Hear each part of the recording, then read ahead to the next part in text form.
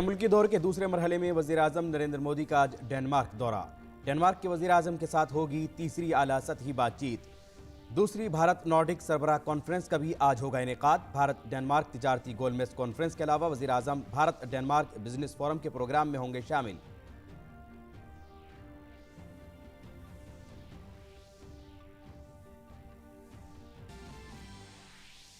वज़ीर-ए-आज़म मोदी का बर्लिन में भारतीय बिरादरी से खिताब। 21वीं सदी को हिंदुस्तान, हिंदुस्तानियों और नौजवानों के लिए अहम करार दिया। कहा, मुस्बत और तेज़ रफ्तार तरक्की की ख्वाहिश से 2014 में भारत में आई तब्दीली। भारतीय बिरादरी के सामने हिंदुस्तान की तरक्की का किया जिक्र।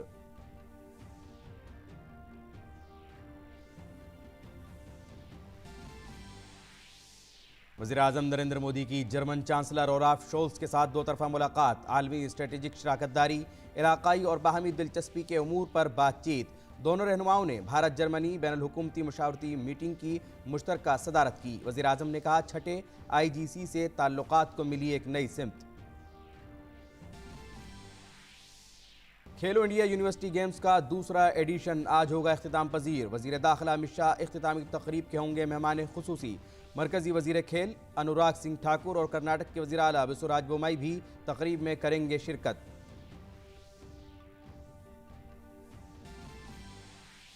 नौजवान वेटलिफ्टर हर्षदा शरदगुड ने रकम की तारीख जूनियर वर्ल्ड चैंपियनशिप में जीता गोल्ड मेडल। इस चैंपियनशिप में गोल्ड जीतने वाली हर्षदा बनी पहली भारतीय वेटलिफ्टर। IPL में सरफहरिस्त गुजरात टाइटंस का पंजाब किंग्स से मुकाबला आज। कोलकाता नाइट राइडर्स ने कल खेले गए मैच में लगातार 5 शिकस्तों के बाद राजस्थान रॉयल्स को 7 विकेटों से दी शिकस्त। मुल्क भर में मनाया जा रहा है आज ईद उल फित्र का त्यौहार। ईदगाहों में अदा की जा रही है ईद की नमाज। सदर जमहूरिया, नायब सदर और वज़ीर-ए-आज़म मोदी ने हमवतनों को दी ईद की मुबारकबाद।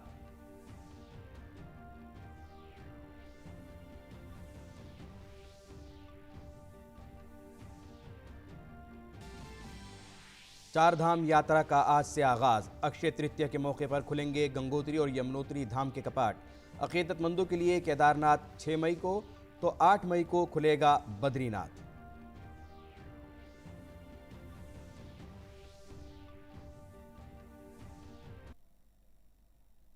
नाजरीन आदाब, खबरनामे में आपका इस्तकबाल है और दूरदर्शन के तमाम नाजरीन को ईद उल फित्र की पुरखुलूस मुबारकबाद। मुल्क भर में आज ईद जोशो खरोश से मनाई जा रही है। ईदगाहों और मस्जिदों में ईद की नमाज अदा की जा रही है।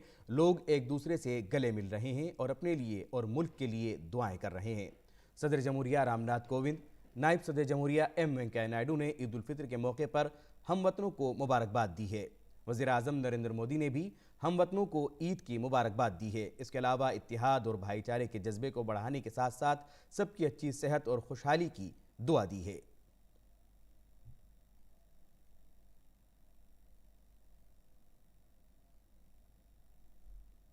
मुल्क के मुख्तलिफ इलाकों के साथ साथ उत्तर प्रदेश में भी लोगों ने ईद की नमाज अदा की।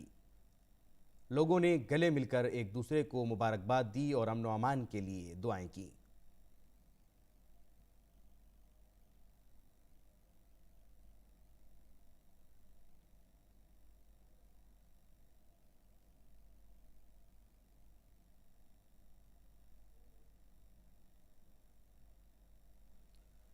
मुंबई में भी ईद की नमाज का रूह परवर मंजर नजर आया।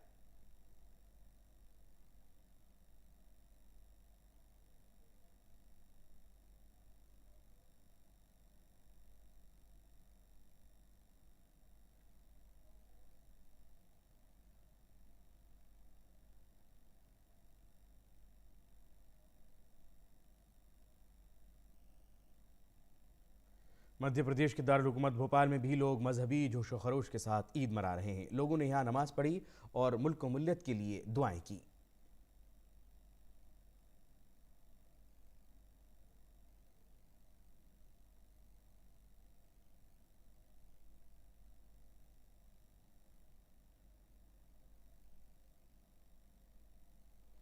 मुल्क के शुमाली इलाके जम्मू कश्मीर में भी लोगों ने एहतराम के साथ ईद उल फित्र की नमाज अदा की।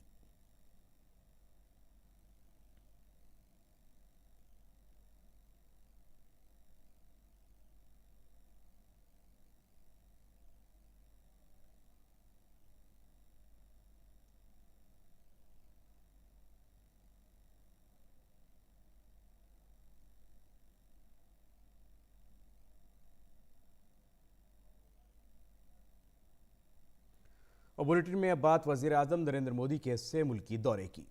जर्मनी के दौरे के बाद वज़ीर आज़म नरेंद्र मोदी आज डेनमार्क का दौरा करने वाले हैं। वज़ीर आज़म मोदी डेनमार्क के वज़ीर आज़म के साथ आला सतही बातचीत में हिस्सा लेंगे। इन मुलाकातों में आलमी और इलाकाई मफाद के मसाइल पर ख़ास तौर से तबादला ख्याल किया जाएगा। इससे डेनमार्क के साथ ग्रीन स्ट्रेटेजिक पार्टनरशिप की पेशरफ्त का जायज़ा लेने और दो तरफ़ा ताल्लुकात के दीगर पहलुओं पर बातचीत करने का मौका मिलेगा। वज़ीर आज़म मोदी भारत डेनमार्क बिजनेस गोलमेज मीटिंग में शिरकत करेंगे। वज़ीर आज़म इंडिया डेनमार्क बिजनेस फोरम के प्रोग्राम में भी शिरकत करेंगे और भारतीय कम्युनिटी से खिताब भी करेंगे। भारत और डेनमार्क के दरमियान पहले से ही कारोबार है और 200 से ज़्यादा डेनिश कंपनियां मुल्क में मौजूद हैं और 60 से ज़्यादा भारतीय कंपनियां डेनमार्क में कारोबार कर रही हैं। कई बड़ी डेनिश कंपनियों ने मेक इन इंडिया पहल के तहत नई मैन्युफैक्चरिंग फैक्ट्रियां कायम की हैं।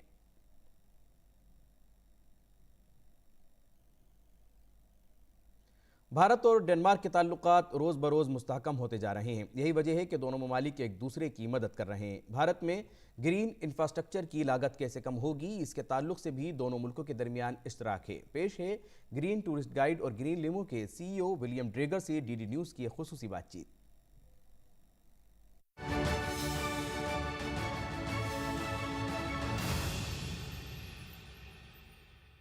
इस वक्त हम लोग जो दूरदर्शन की टीम है वो डेनमार्क के कोपेनहेगन में मौजूद है और डेनमार्क जाना जाता है दुनिया भर के अंदर one of the clean and green countries के लिहाज से। और इस समय पर हम लोग टेस्ला एक्स में बैठे हुए हैं। टेस्ला इलेक्ट्रिक गाड़ियों के नाम से मशहूर है, एक सिनोनिम माना जाता है इलेक्ट्रिक कार्स का।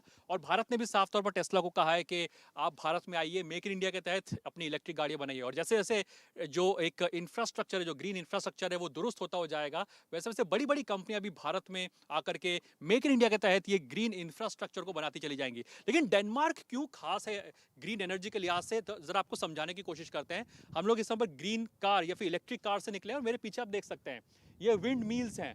डेनमार्क के अंदर 7,000 से ज्यादा विंड मिल्स हैं। 60% से ज्यादा की जो एनर्जी जो रिक्वायरमेंट पूरी होती है डेनमार्क में, वो विंड एनर्जी से पूरी होती है।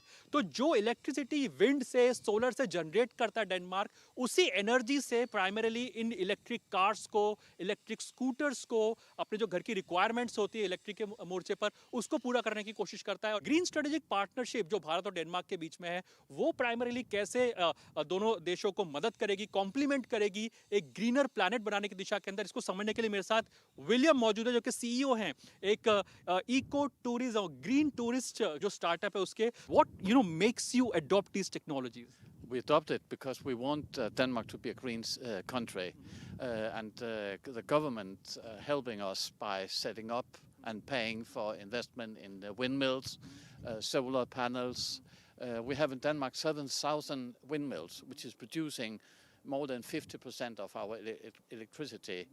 On top of that, we have also all our garbage from our householding is burnt and producing electricity. Every new houses which are built have to have solar panels on.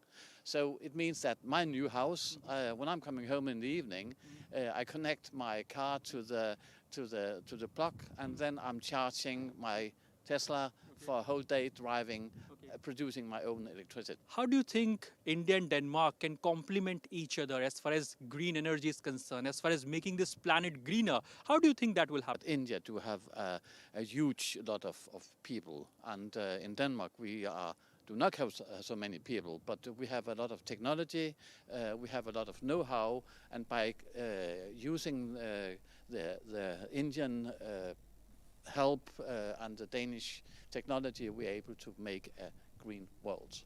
तो साफ तौर पर William बताते हुए कि भारत और Denmark एक दूसरे को कॉम्प्लीमेंट करेंगे। भारत के पास एक तरह से स्केल है, तो जाहिर सी बात है डेनमार्क के पास में टेक्नोलॉजी है। तो ग्रीन स्ट्रेटेजिक पार्टनरशिप एक तरह से जो प्रोडक्ट्स होते हैं, ग्रीन प्रोडक्ट्स, यानी कि जो बैटरीज होती है जो इलेक्ट्रिक कार्स में लगने वाली होती है, या फिर जो विंड मिल की जो ब्लेड्स होती है, सोलर पैनल्स होते हैं, इनकी कॉस्ट को काफी हद तक कम करेंगे, जिसका सीधे तौर पर फायदा भारत को मिलता हुआ दिखाई देगा।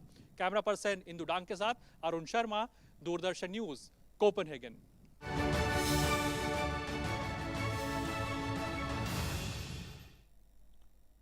जर्मनी के दौरे के दौरान वज़ीर आज़म नरेंद्र मोदी ने बर्लिन के पोट्सडेमर प्लास थिएटर में भारतीय बिरादरी से खिताब किया। इस दौरान उन्होंने भारतीय कम्युनिटी के दरमियान ड्रम भी बजाया। इस तकरीब का एहतमाम भारतीय सिफारत खाने ने किया था। अपने खिताब का आगाज़ करते हुए वज़ीर आज़म ने जर्मनी में मुकीम भारतीयों से मिलने के मौके को अपने लिए एजाज़ बताया। नौजवानों के जोश खरोश की तारीफ करते हुए वज़ीर आज़म ने कहा कि अगरचे जर्मनी में भारतीयों की तादाद कम है, लेकिन आपके प्यार और जोश व जज्बे में कोई कमी नहीं है। उन्होंने कहा कि 21वीं सदी का ये वक्त भारत और भारतीयों के लिए बहुत अहम है, क्योंकि आज का भारत एक अज़्म के साथ आगे बढ़ रहा है। 2014 के इंतखाबात का जिक्र करते हुए वज़ीर आज़म मोदी ने कहा कि ये मुस्बत तब्दीली और तेज़ रफ्तार तरक्की की ख्वाहिश थी, जिसकी वजह से भारत के अवाम ने मुकम्मल अक्सरियत के साथ हुकूमत को मुंतखब किया। अवाम के विज़न ने साल 2019 में भारतीय हुकूमत को पहले से ज़्यादा मजबूत बनाया है। वज़ीर आज़म ने कहा कि भारत ने एक बटन दबाकर 3 दहाइयों से जारी सियासी अदम इस्तेहकाम का खात्मा कर दिया। भारत के वोटरों ने 30 साल बाद 2014 में अक्सरियत की हुकूमत मुंतखब की। भारत नई बुलंदियों को छू सकता है। भारत के वोटर वोट की ताकत को जानते हैं। भारत आगे बढ़ने में मजीद वक्त ज़ाया नहीं करेगा। 21वीं सदी का ये समय भारत के लिए, हम भारतीयों के लिए और विशेष करके हमारे नौजवानों के लिए बहुत महत्वपूर्ण समय है। आज भारत मन बन चुका है और भारत ने वो मन बना लिया है। भारत आज संकल्प लेकर के आगे बढ़ रहा है। आज भारत को पता है कहां जाना है, कैसे जाना है, कब तक जाना है।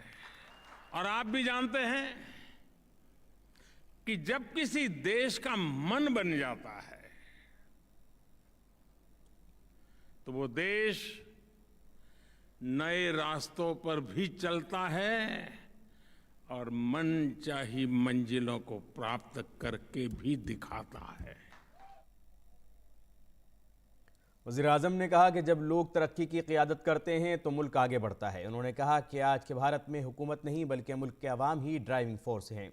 वज़ीर आज़म ने मेक इन इंडिया को खुद आत्मनिर्भर भारत की मुहर्रिक क़ुव्वत करार दिया। मुल्क की तरक्की का जिक्र करते हुए वज़ीर आज़म ने कहा कि अब हुकूमतें सभी महकमे अपने अपने कामों को पहले से मनसूबाबंदी कर रहे हैं। भारतीय बिरादरी के सामने वज़ीर आज़म मोदी ने PM गति शक्ति नेशनल मास्टर प्लान का जिक्र किया। वज़ीर आज़म ने हुकूमत के काम करने के तरीक़ेकार का जिक्र करते हुए कहा कि आज Bharat ease of doing, quality of life, ease of employment, quality of education, ease of mobility, quality of travel, ease of doing business, quality of service और क्वालिटी ऑफ प्रोडक्ट है। हर शोबे में तेजी से काम कर रहा है, नई जहतें कायम कर रहा है। साथियों, देश आगे बढ़ता है जब देश के लोग, जनता जनार्दन स्वयं उसके विकास का नेतृत्व करे। देश आगे बढ़ता है जब देश के लोग आगे आकर के उसकी दिशा तय करें। अब आज के भारत में सरकार नहीं, मोदी नहीं, बल्कि देश की कोटि कोटि जन ड्राइविंग फोर्स पर बैठे हुए हैं। भारतीय बिरादरी के लोग भी वज़ीर आज़म से मिलकर काफ़ी खुश नजर आए। We could connect to what he was saying. His speech was so motivating. इतना inspiration था। तो aura है, it's completely out of this world. हम almost 7 hours drive करके यहाँ आए हैं ये speech के लिए। 3 hours we had to wait, but when he came in, every minute was worth it. We had like goosebumps, and we have actually seen India change so much. Modi ji का जो एक पूरा ऑरा है, इट गिव्स एन इम्प्रेशन कि आज चाहे जैसा भी है, लेकिन कल का जो भविष्य है हमारा वो अच्छा होगा, वो सुनहरा है।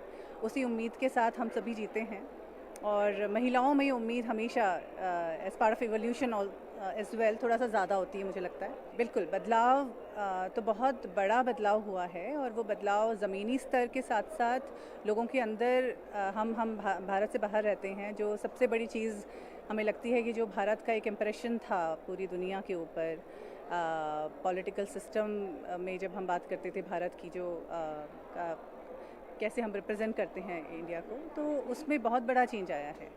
हमको समझ में आया और बहुत जोश मिला है और बहुत अच्छा लगा। सबसे अच्छी बात मोदी जी की जो मुझे पर्सनली लगी वो ये लगी कि गो वोकल फॉर लोकल, जो आई बिलीव कि बहुत अच्छी चीज़ है, क्योंकि इंडिया में ऐसी बहुत चीज़ें हैं, अगर हम उसको दिल से अपनाएं और बाहर लेकर आएँ तो सारी दुनिया में वो फेमस हो सकती हैं।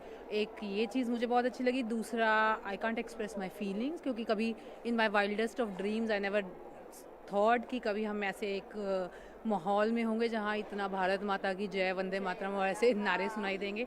तो I think we are filled with lots of love for our nation for next many years. That was very nice.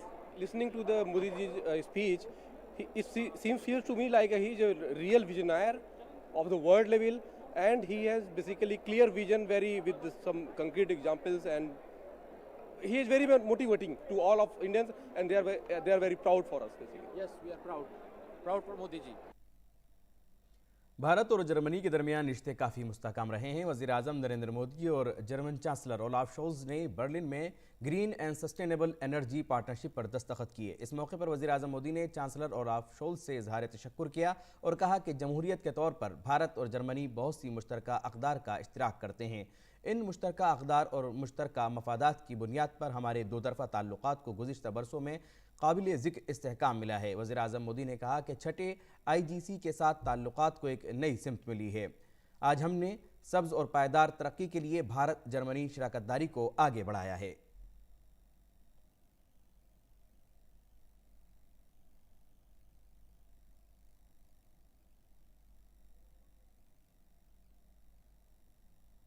Indo-Germany partnership on green and sustainable development launch कर रहे हैं।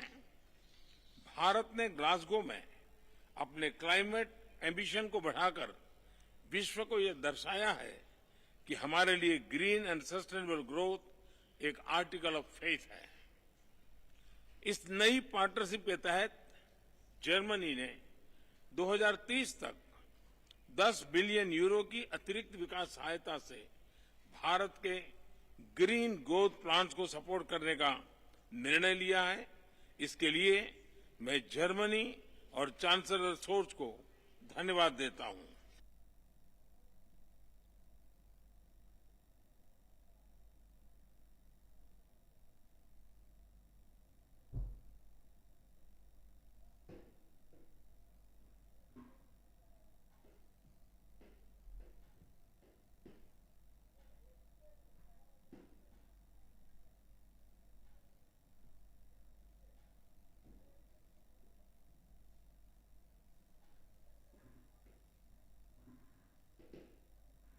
वज़ीर आज़म नरेंद्र मोदी ने कहा कि हम यूक्रेन के मामले पर अमन के हक़ में हैं। यूक्रेन के बहरान के बायस तेल की कीमतों में बहुत ज़्यादा इजाफा हुआ है और ग़िज़ाई अजनास के बहरान में शिद्दत आई है। वज़ीर आज़म ने कहा कि भारत को इस बहरान के इंसानी पहलू पर गहरी तशवीश है और यही वजह है कि हमने यूक्रेन को इंसानी इमदाद भेजी है। यूक्रेन के संकट के आरंभ से ही हमने तुरंत युद्ध विराम का आह्वान किया और इस बात पर जोर दिया था कि विवाद को सुलझाने के लिए बातचीत ही एकमात्र उपाय है। हमारा मानना है कि इस युद्ध में कोई विजयी पार्टी नहीं होगी, सभी को नुकसान होगा। इसलिए हम शांति के पक्ष में हैं। यूक्रेन संघर्ष से उत्पन्न उथल पुथल के कारण तेल की कीमतें आसमान छू रही हैं। विश्व में खाद्यान्न और फर्टिलाइजर की भी कमी हो रही है। इससे विश्व के हर परिवार पर बोझ पड़ा है, किंतु विकासशील और गरीब देशों पर इसका असर और गंभीर होगा। जर्मन चांसलर ओलाफ शोल्ज़ ने भारत को जर्मनी के लिए अहम मुल्क बताया। उन्होंने कहा कि भारत ने आलमी मईशत में बहुत बड़ा ताउन दिया है और भारत का कसीर जहती नुक्ता नज़र है।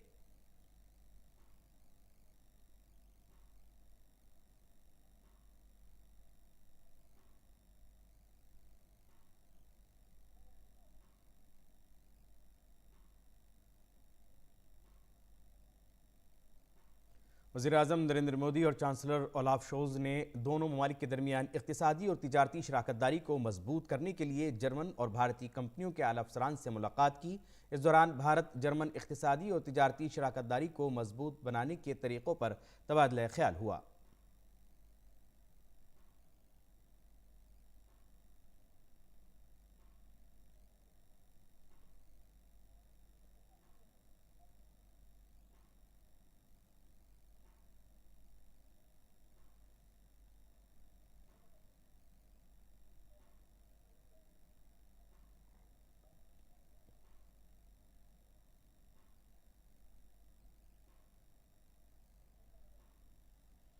बर्लिन में सहाफ़ियों से गुफ्तगू करते हुए खारजा सेक्रेटरी विनय महन क्वात्रा ने बताया कि भारत और जर्मनी ने green and sustainable development partnership के मुश्तरका एलामिया पर दस्तखत किए। खारजा सेक्रेटरी ने यह भी कहा कि दोनों ममालिक ने तरक्की पजीर ममालिक में से रुखी तरक्की के ताउन पर मबनी मनसूबों की अमलावरी से मुताल्लिक़ मुश्तरका एलामिया पर भी दस्तखत किए हैं। The first and probably the most important of them would be the declaration of intent signed by both the leaders, Chancellor Scholz and Prime Minister Modi, on green and sustainable development partnership.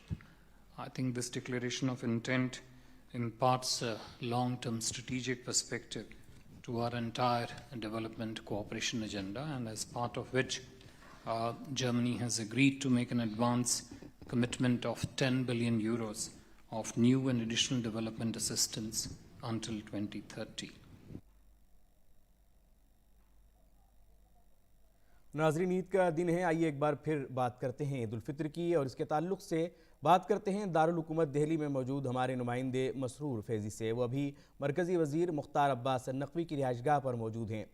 जी मसरूर, सबसे पहले तो आपको भी ईद की बहुत बहुत मुबारकबाद। और आज पूरे मुल्क में ईद उल फित्र की नमाज़ पढ़ी जा रही है, लोग ईद मना रहे हैं, एक दूसरे से गले मिल रहे हैं, मुल्क व मिल्लत के लिए दुआएं कर रहे हैं। ईद का त्यौहार हमें क्या पैगाम देता है? जी नुमान, आज जैसा कि अभी हमने जो है थोड़ी देर पहले दिल्ली की जामा मस्जिद गए, वहाँ ईद की नमाज़ अदा की गई 6 बजे। उसके बाद फतेहपुरी मस्जिद गए, वहाँ 7:30 बजे ईद की नमाज़ अदा की गई। बड़े जोश व खरोश के साथ, चूँकि 2 साल के बाद ये मौका मिला है लोगों को, कोविड-19 के बाद बड़ी तादाद में लोग घरों से निकले हैं। ईद की खुशियाँ जो 2 साल तक महदूद हो गई थी, कहीं ना कहीं उस पर रुकावट आ गई थी, बंदिशें उस पर आयद हो गई थी, उन रुकावटों को तोड़ने का मौका मिला, तो लोगों में काफ़ी जोश व खरोश देखने को मिला। मैं दोनों जगह गया, दोनों जगह देखा, बच्चों में, बूढ़ों में, जवानों में, हर जगह लोगों से बात भी की, तो लोगों में काफ़ी ईद के त्यौहार को लेकर काफ़ी जोश व खरोश है। जहाँ तक इस त्यौहार के पैगाम की बात है या ईद उल फित्र के पैगाम की बात है, ज़ाहिर है रमज़ानुल मुबारक के महीने का रोज़ा रखने के बाद आज का दिन यानी यौमुल जज़ा इसको हम कह सकते हैं, बदले का दिन होता है। ईद उल फित्र को फित्र इसलिए भी कहा जाता है कि इस दिन जो है रोज़ों के बाद लोग रोज़ा तोड़ते हैं, मतलब खाते हैं, दिन में खाने पीने की जो है इजाज़त मिलती है, बल्कि इस दिन यूँ कहें कि इस दिन रोज़ा रखना हराम भी करार दिया गया है। ये अल्लाह ताला ने एक तरह से मुसलमानों के लिए, जो लोग रोज़ा रखते हैं, रोज़ेदारों के लिए एक बहुत बड़ा बदले का और इनाम का दिन मुकर्रर किया है। इसके साथ ही आज जब ईदगाहों में या मस्जिदों में जब नमाज अदा की गई, वहाँ पर जो है देश के लिए, मुल्क के लिए दुआएं की गई। वहाँ पर जो है पुख्ता सिक्योरिटी के इंतज़ामात किए गए थे, बड़ी तादाद में लोग जमा हुए, लेकिन लोगों ने हर जगह, हमने जहाँ जहाँ बात की, लोगों ने कहा कि देश में अमन हो, सुकून हो, शांति हो, इसके लिए हम जो है खुदा से दुआ करते हैं। और ईद के इस मुबारक मौके पर हम अपील भी लोगों से करते हैं कि लोग जो है अमन व सलामती को बनाए रखें। और ईद उल फित्र के मौके पे हम कुछ चीज़ें आपको और नुमान शेयर करना चाहेंगे आपके साथ और नाजरीन के साथ भी, कि ईद का जो मौका होता है वो एक ख़ास मौका होता है हर गरीब अमीर हर एक शख्स के लिए। गरीबों के लिए यूँ मौका होता है कि अमीर इस मौके पर सदका करते हैं, सदक़ा फ़ित्र अदा करते हैं, ज़कात देते हैं, तो बड़ी तादाद में लोगों को, जो ग़ुरबा होते हैं, जो गरीब होते हैं, उनके लिए भी एक ख़ास मौका होता है। वो भी ईद को उसी तरह से जोश व खरोश के साथ, खुशी के साथ, उसी मुसर्रत के साथ मनाने का उनके लिए भी मौका उनको भी इनायत होता है, चूँकि लोगों को सदका देने का हुक्म दिया गया है, लोगों को ज़कात निकालने का हुक्म दिया गया है। जी नोमान। मसरूर, इस वक्त आप मरकज़ी वज़ीर मुख्तार अब्बास नकवी की रिहाइशगाह पर हैं, वहाँ किस तरह की गहमा गहमी है आज ईद के दिन? जी, यहाँ पे अभी जो है 9 से 12 बजे तक ईद मिलन कहें कि एक ईद मिलन का प्रोग्राम है। यहाँ पे जो है कई मरकज़ी वज़रा के भी आने की उम्मीद है। अभी वज़ीर सेहत मनसुख मांडविया भी यहाँ आए हुए हैं, वो भी यहाँ बैठे हैं ईद मिलन तकरीब में शरीक होने के लिए, ईद की खुशियों को साझा करने के लिए। इसी तरह से बड़ी तादाद में यहाँ पे लोगों के भी आने का सिलसिला शुरू हो गया है। लोग ईद की खुशियाँ जो हमारे भारत देश का, हमारे भारत मुल्क का जो कल्चर है, जो तहज़ीब है, जो सकाफ़त है, उस तहज़ीब, उस कल्चर, उस सकाफ़त को की एक झलक यहाँ पे आपको देखने की मिल सकती है। हर धर्म, हर मज़हब का आदमी यहाँ पे आता है और ईद की मुबारकबाद देता है। भारत एक ऐसा मुल्क है, एक ऐसा देश हम कह सकते हैं जहाँ पे कई तरह के त्यौहार मनाए जाते हैं और कई तरह अलग अलग त्योहारों में लोग एक दूसरे को मुबारकबाद देते हैं। मुबारकबादी का सिलसिला लोगों का जो है हर एक मुसलमान हिंदू को, हिंदू सिख को, इस तरह से मतलब हर एक कौम दूसरी कौम को मुबारकबादों का जो सिलसिला है वो जारी रहता है। उसी सिलसिले को बरकरार रखती है और उसकी एक झलक हम कहें तो यहाँ पे मुख्तार अब्बास नकवी के घर पे देखने को मिल रही है, जहाँ पे मुख्तलिफ मज़हब के लोग, मुख्तलिफ तरह के लोग, मुख्तलिफ तबके के लोग यहाँ पे जमा हुए हैं और लोगों को ईद की मुबारकबाद देने का सिलसिला शुरू हो गया है। धीरे धीरे लोग आ रहे हैं और लोगों को ईद की मुबारकबाद दे रहे हैं। धीरे धीरे लोग आ रहे हैं और ईद की मुबारकबाद दे रहे हैं, तो इस सिलसिले को जारी रखिए, आप अपडेट देते रहें। और अब हम रुख करेंगे दीगर खबरों का। मसरूर, बहुत बहुत आपका शुक्रिया। और दीगर खबरों में बात करते हैं। सदर जमहूरिया रामनाथ कोविंद आज से आसाम और मिजोरम का दौरा करने वाले हैं। वो 6 मई तक आसाम और मिजोरम के दौरे पर रहेंगे। सदर जमहूरिया रामनाथ कोविंद आसाम के तेमुलपुर ज़िले में बुध को बोडो अदबी जलसे के इख्तितामी इजलास में शिरकत करेंगे। 6 रोज़ा बोडो अदबी प्रोग्राम का 61वां इजलास आज से शुरू हो रहा है। सदर जमहूरिया के अलावा शुमाल मशरक़ी रियासतों के कई वज़राए आला भी इस इजलास में शिरकत करेंगे। अदबी प्रोग्राम के सदर तोरेन बोरो ने कहा कि ये मौका तारीख साज होगा क्योंकि किसी भी सदर ने अब तक शुमाल मशरक़ में अदबी प्रोग्राम में हिस्सा नहीं लिया। प्रोग्राम में दुनिया के मुख्तलिफ हिस्सों से 4000 से ज़्यादा अफराद शिरकत करेंगे। और 4 धाम यात्रा आज से शुरू हो रही है। उत्तराखंड के बालाई गढ़वाल इलाके में वाक़े मशहूर गंगोत्री और यमुनोत्री धामों के दरवाजे 6 माह बाद आज अक्षय तृतीया के मौके पर अक़ीदतमंदों के लिए दोबारा खोल दिए जाएंगे। उत्तराखंड हुकूमत ने आज से शुरू होने वाली 4 धाम यात्रा के लिए रहनुमा खतूत भी जारी किए हैं। यात्रा में शामिल होने वाले अक़ीदतमंदों के लिए रियासती हुकूमत के पोर्टल पर रजिस्ट्रेशन लाजमी होगा। सफ़र के लिए कोविड टेस्ट और वैक्सीनेशन सर्टिफिकेट की ज़रूरत नहीं होगी। दूसरी जानिब केदारनाथ धाम के दरवाजे 6 मई को और बद्रीनाथ धाम के दरवाजे 8 मई को तीर्थयात्रियों के लिए खोल दिए जाएंगे। और खेल की खबरों में बेंगलुरु में जारी खेलो इंडिया यूनिवर्सिटी का दूसरा एडिशन आज इख्तिताम पजीर होगा। इख्तितामी तकरीब बेंगलुरु के श्रीकांतरो आउटडोर स्टेडियम में मुनक्किद होगी। वज़ीर दाखिला अमित शाह इख्तितामी तकरीब के मेहमान खुसूसी होंगे। इस मौके पर खेल के मरकजी वज़ीर अनुराग सिंह ठाकुर और कर्नाटक के वज़ीर आला बिसुराज बोमाई भी मौजूद होंगे। 24 अप्रैल से शुरू होने वाले इस मुकाबले में 200 यूनिवर्सिटियों के तकरीबन 4000 खिलाड़ियों ने 20 खेलों में हिस्सा लिया। मुकाबले में आखिरी रोज़ फुटबॉल और कबड्डी के फाइनल मैचेस होंगे। शूटिंग, तीरंदाजी, athletics, badminton, basketball, boxing, fencing, football समेत दीगर कई खेलों में तमगों के लिए खिलाड़ियों के दरमियान दिलचस्प मुकाबला हुआ। इस बार 2 नए खेल मलखम और योगासन भी तवज्जो का मरकज रहे। भारत की नौजवान वेटलिफ्टर हर्षदा शरदगुरुड़ ने तारीख रकम की है। हर्षदा ने पीर को यूनान में मुनक्किद IWF जूनियर वर्ल्ड चैंपियनशिप में गोल्ड मेडल जीता है। वो इस चैंपियनशिप में सोने का तमगा जीतने वाली पहली भारतीय वेटलिफ्टर बन गई हैं।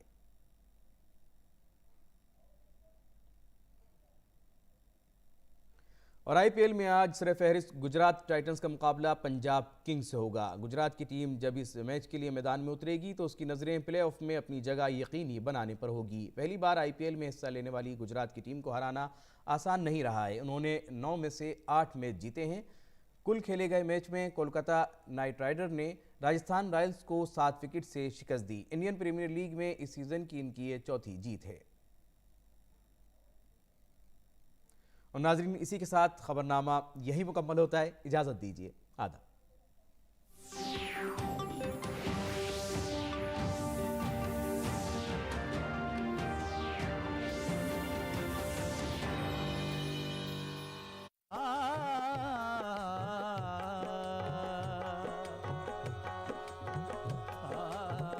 चराग दिल के जलाओ के ईद का दिन है, तराने झूम के गाओ के ईद का दिन है। फूल भी खुश है, हर कली खुश है, बज़्म रंगीन है, जहां खुशी है तुम भी आ जाओ।